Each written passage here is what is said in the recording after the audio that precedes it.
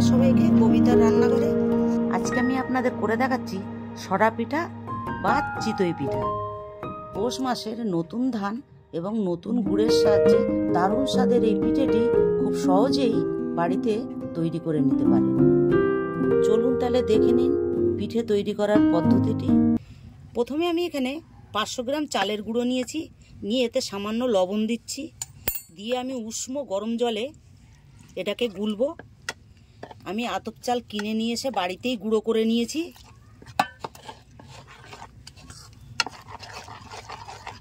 এটা উষ্ণ উষ্ণ গরম জলে ভালো করে গুলতে হবে।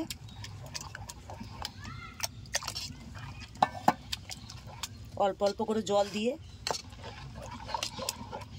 এটা আমার গুলা হয়ে গেছে। দেখুন এরকমই গুলবেন ব্যাটারটা, বেশি পাতলাও গুলবেন না, বেশি মোটাও গুলবেন না। এরপর আমি এখানে একটা সরা বসিয়েছি। এখানে আমি মাটির উনুনেই করব, যার জন্য মাটির সরাই বসিয়েছি। সরা পিঠেটা মাটির উনুনেই বেশি ভালো হয়, খেতে খুব টেস্ট হয় এবং দেখতেও ভালো লাগে।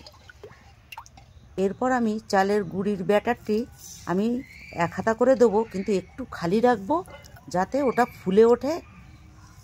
এরপর আমি 5 মিনিটের মতন চাপা দিয়ে রেখে দেবো, কেন আগুনটাও জোরে থাকবে, তাতে ওটা ভালো ফুলে উঠবে। আমি কাঠের উনুনে করছি, আপনারা গ্যাসেও করতে পারেন একই পদ্ধতিতে। 5 মিনিট আমার হয়ে গেছে, দেখুন কি সুন্দর ফুলে উঠেছে এবং সরার থেকে এটা পিঠে ছেড়েও যাচ্ছে। এই পিঠেটি আপনারা দুধে ভিজিয়েও খেতে পারেন এবং গুড় দিয়েও খেতে পারেন।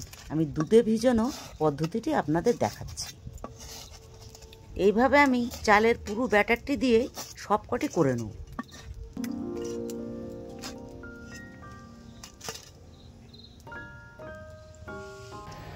সবগুলি আমার করা হয়ে গেছে। এবারে আমি একটা সাইডে 1 কেজির মতন দুধ নিয়েছি, নিয়ে সেটাকে ফুটিয়ে ঘন করেছি। তার ভেতরে আমি 3টে এলাচ দিয়েছি, দিয়ে এবারে পিঠেগুলো দিয়ে দেবো।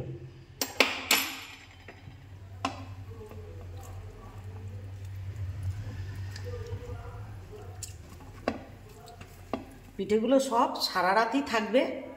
এর ওপরে আমি একটু নতুন গুড় দিয়ে দেবো। আমি গুড় এখনও দিইনি, নতুন গুড় দিলে খেতে খুব ভালো লাগে।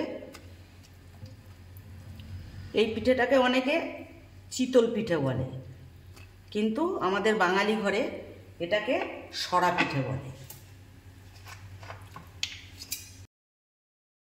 এরপর আমি এখানে 200 গ্রামের মতন গুড় দিয়ে দিচ্ছি। গুড় দিয়ে ভালো করে মিশিয়ে দেবো।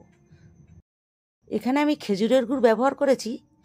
খেজুরের গুড় দেওয়ার পরে দুধটিকে আপনারা আর ফোটাবেন না, তাহলে কেটে যাবে। এটা আমি 5 ঘন্টার মতন ভিজিয়ে রাখছি। আপনারা চাইলে সারা রাত ভিজিয়ে রাখবেন, তাতে খেতেও খুব ভালো হবে। 5 ঘন্টা আমার হয়ে গেছে। এবারে এটা আমি তুলে নিচ্ছি। দেখুন কি সুন্দর অপূর্ব দেখতে হয়েছে। এরপর আমি এটা আপনাদের কেটে দেখাচ্ছি। দেখুন কি সুন্দর দুধটা ঢুকে গেছে, নরমও হয়েছে।